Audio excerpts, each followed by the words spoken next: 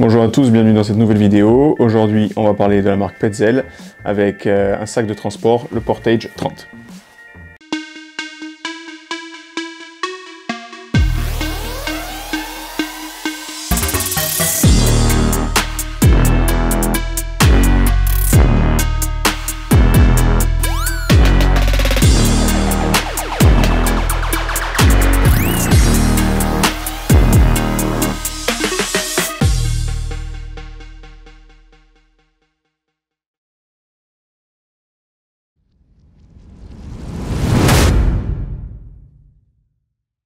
Alors le Portage 30, c'est un sac de transport prévu pour le monde du travail ou du secours, qui est spécialement adapté pour des conditions difficiles.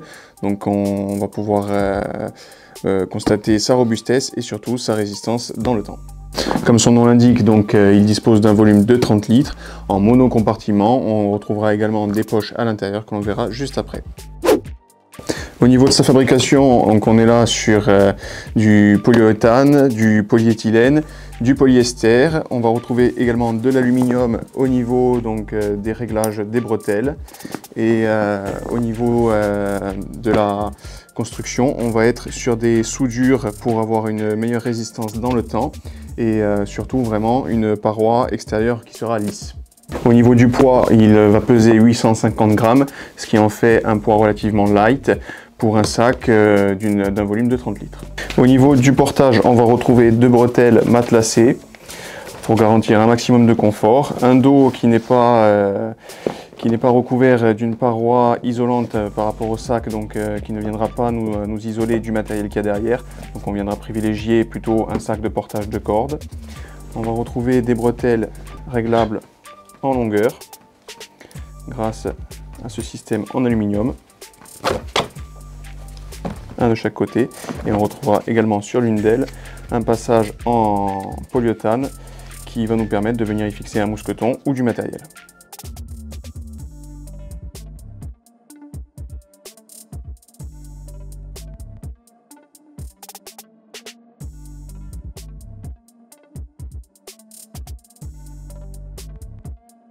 Petit désavantage, c'est qu'on ne retrouve pas de sangle ventrale sur ce modèle, donc un inconvénient majeur lorsque l'on a à porter sur une longue distance au niveau du confort du portage et surtout des problèmes au niveau du dos. On retrouve sur l'un des flancs du sac une poignée de portage qui nous permettra de le porter horizontalement avec un renfort en caoutchouc pour éviter de glisser au niveau de la poignée et surtout une marge assez importante pour pouvoir le porter avec des gants.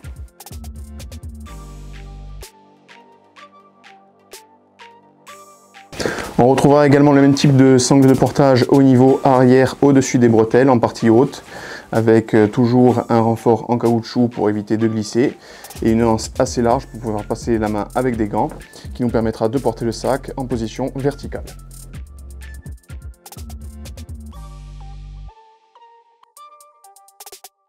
Sous la sangle de portage en partie haute, on va retrouver un anneau cousu de hissage qui nous permettra de venir y fixer un mousqueton et de venir hisser notre sac à dos pour les parois ou bien tout simplement pour l'avoir attaché au baudrier.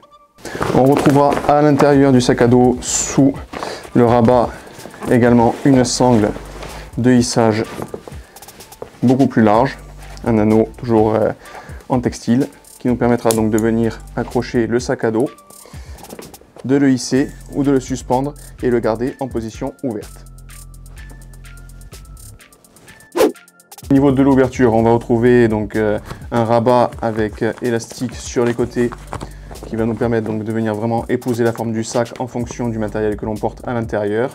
On retrouvera une sangle réglable en longueur sur clip en plastique, donc qui nous permettra là également aussi de s'adapter en fonction du volume de matériel que l'on a à l'intérieur du sac à dos. Et donc une ouverture très simple et un rabat qui va venir se refermer sur lui-même grâce à l'élastique.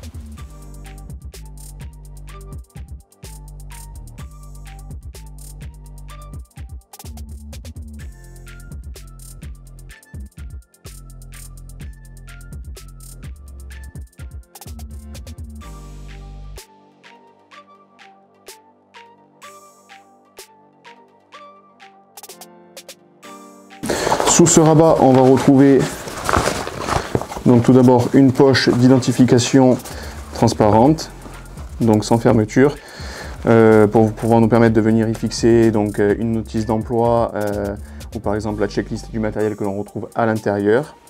Et sous cette dernière, on va retrouver une poche sur zip petit volume, donc un zip de couleur jaune pour être bien voyant, avec un compartiment petit volume qui va quand même nous permettre de venir ranger suffisamment de matériel.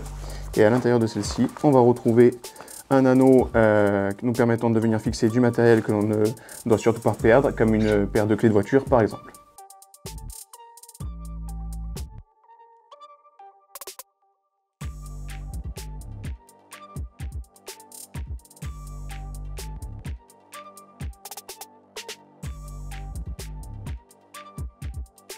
Ensuite, au niveau du compartiment principal de 30 litres, on va retrouver au niveau de l'ouverture tout d'abord un cordage de serrage avec un réglage en plastique à ce niveau-là, nous permettant donc de venir se refermer sur le volume que l'on dispose dans notre sac, et à l'intérieur, donc un compartiment classique qui nous permettra quand même de venir ranger un gros volume de cordes. Pour cet exemple-là, vous pouvez voir à l'intérieur que j'ai rangé une corde d'une longueur de 120 mètres avec un diamètre de 11 mm, donc avec toujours encore un peu de place au niveau supérieur du sac. Donc vous voyez bien qu'un volume de 30 litres suffit largement pour porter ce type de matériel. Au niveau du rangement, on peut voir que c'est un sac qui maintient sa forme grâce à sa construction en polyamide, donc nous permettant de venir ranger du matériel facilement à l'intérieur. Et comme vous pouvez le voir, on retrouve un fond un peu plus renforcé en partie noire, qui nous permettra donc de venir poser le sac sans avoir à se soucier de son usure.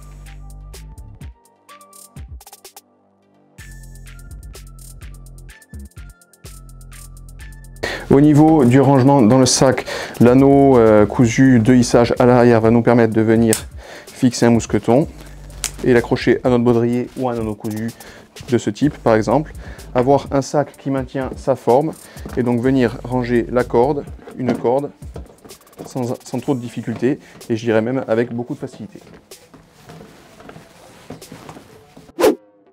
Pour finir, donc ce sac, il est, comme je vous le disais, particulièrement conçu pour le monde du travail en hauteur. Il vous permettra d'avoir donc 30 litres de matériel à portée de la main dans un sac relativement léger et surtout un sac tube qui vous permettra donc de vous faufiler un peu de partout. Si vous êtes intéressé par ce modèle, vous pourrez le retrouver chez nos partenaires comme Shujanka ou encore Millet Bastia, ou directement sur le site sur le site Petzl, pardon. Et si vous avez des questions, n'hésitez pas à les laisser en commentaire, on sera ravis d'y répondre. Évidemment, il existe d'autres modèles plus volumineux ou moins volumineux que l'on a déjà présentés sur notre chaîne, et je vous invite donc à aller faire un tour dessus pour voir directement ça. Et si ce n'est pas encore fait, pensez à vous abonner et activer les notifications et à laisser un like si cette vidéo vous a été utile ou si elle vous a plu. Je vous remercie et je vous dis à la semaine prochaine.